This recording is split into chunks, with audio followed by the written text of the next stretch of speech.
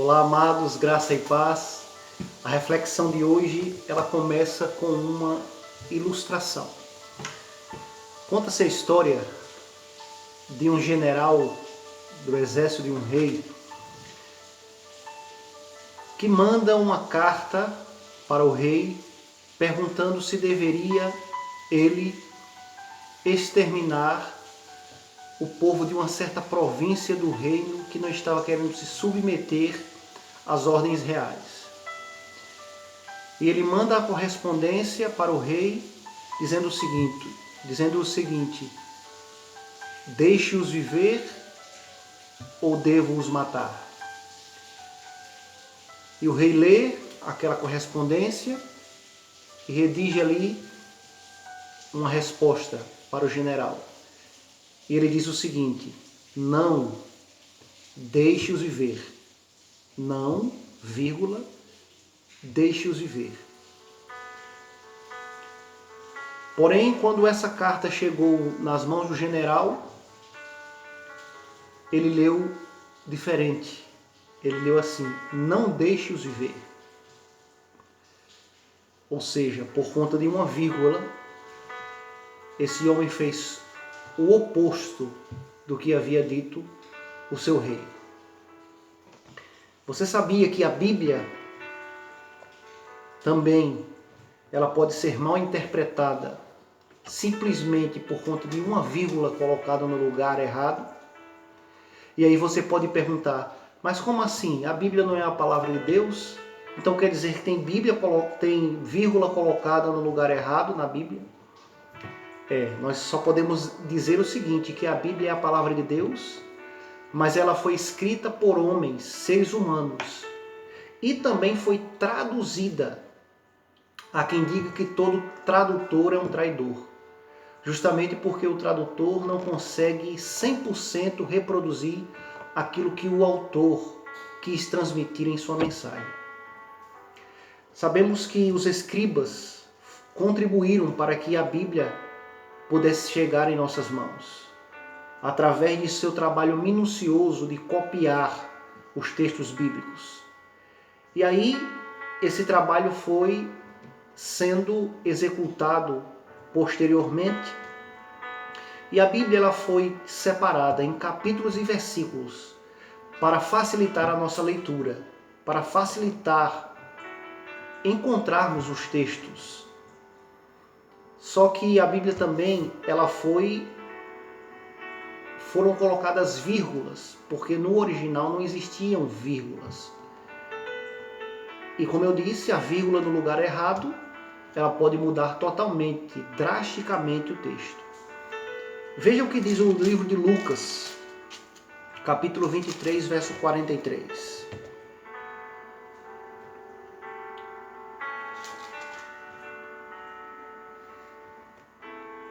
Jesus lhe respondeu: em verdade te digo que hoje estarás comigo no paraíso.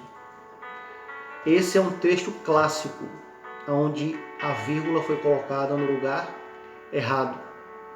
E aí você pode dizer: mas quem é você para fazer uma declaração dessas? Bem, eu não sou ninguém, eu não tenho autonomia alguma para arrogar essa declaração.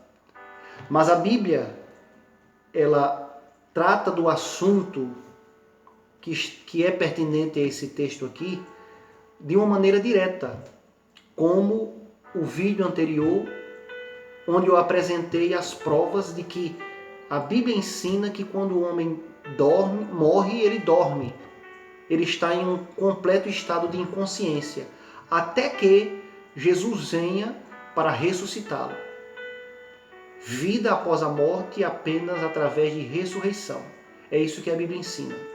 E esse texto, lido com a vírgula no lugar errado, ele pode dar a entender que existe vida após a morte.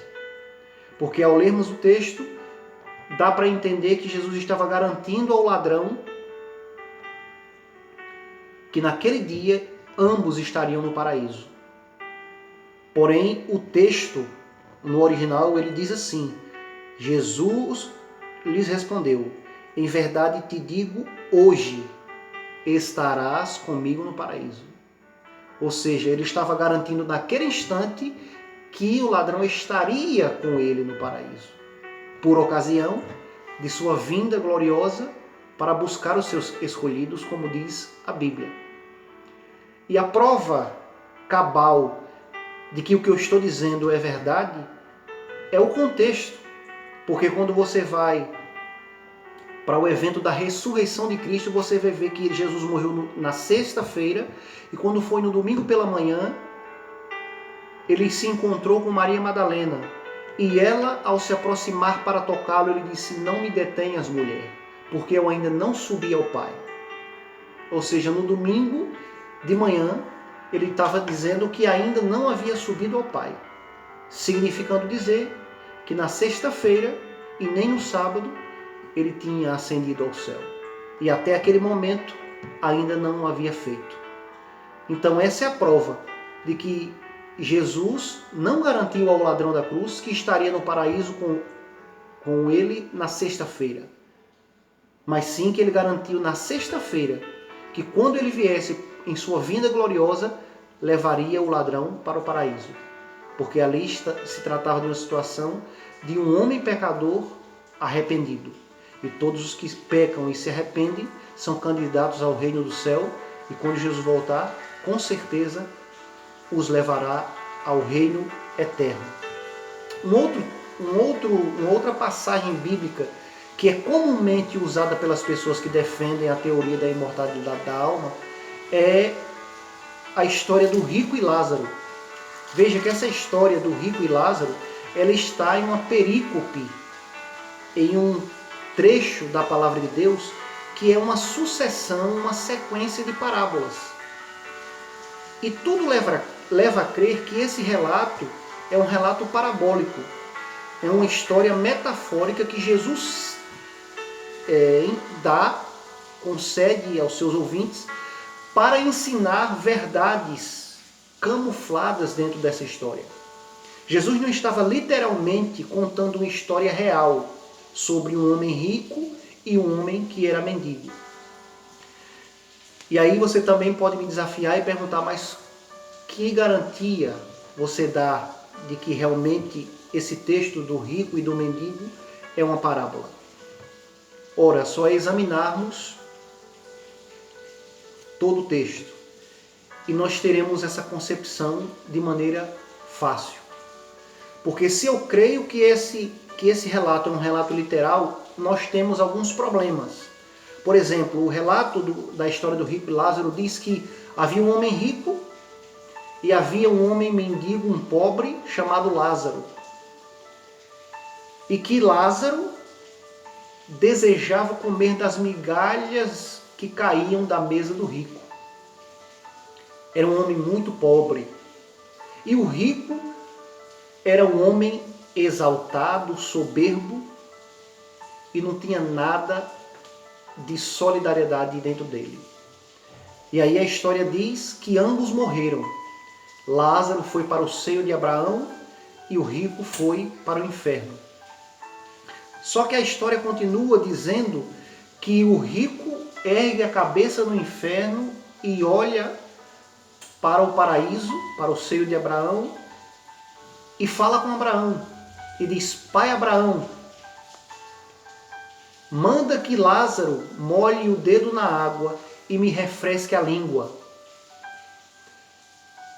A partir daí nós já começamos a ver que esse texto só pode se tratar de algo metafórico.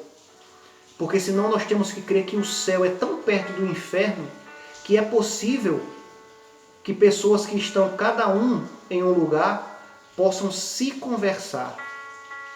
Um no inferno e outro no céu se conversando.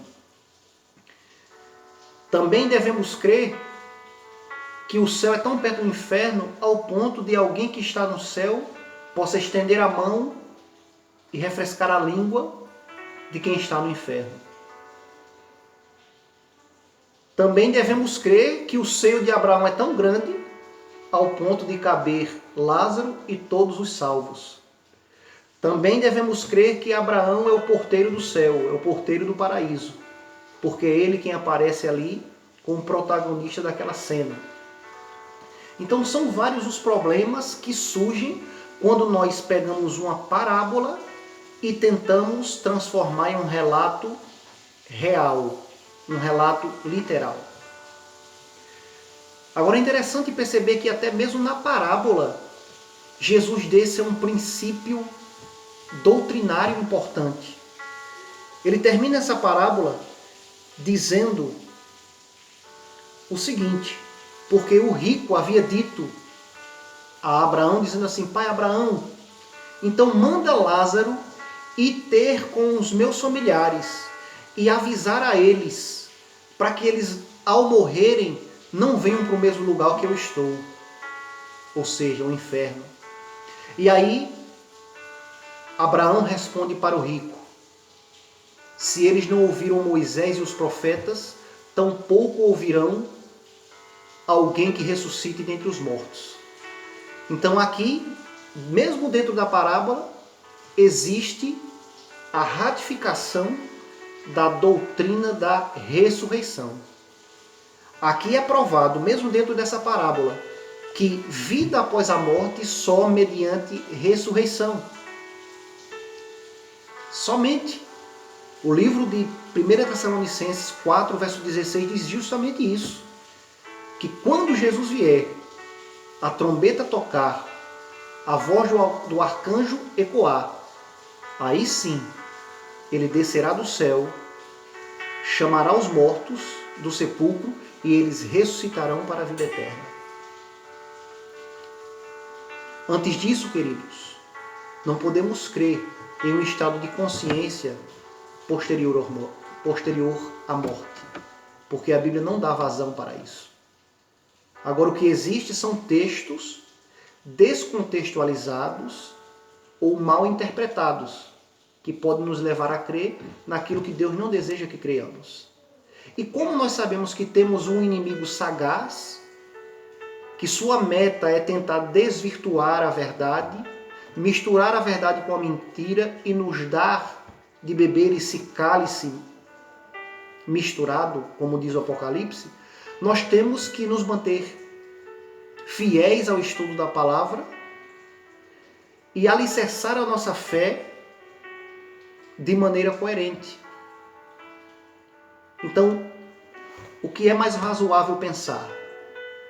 Que a morte é um sono, como vários textos da Bíblia diz, ou rejeitarmos esses textos e colocarmos uma parábola como sendo fundamento para a crença da imortalidade da alma. Peço que vocês reflitam sobre isso, compartilhem essa mensagem com seus amigos, com seus parentes, e que a cada dia cresça nos nossos corações o intento e o desejo de nos aprofundarmos na palavra de Deus. O nome desse canal ele é bem sugestivo, Esquadrinhando. Ou seja, a nossa proposta é esquadrinhar, é prescrutar, é estudar minuciosamente a palavra de Deus. Claro que eu não estou aqui esgotando esse assunto que é enorme. Nós poderíamos aqui citar vários e vários textos a respeito apenas dentro dessa temática. Mas estou aqui dando fatos concretos bíblicos de que Deus e a Bíblia não sustentam a crença da imortalidade da alma. Agradeço a você pela sua companhia, por ter assistido esse vídeo. Peço que compartilhe, que Deus te abençoe, você, sua família e todos os seus amigos.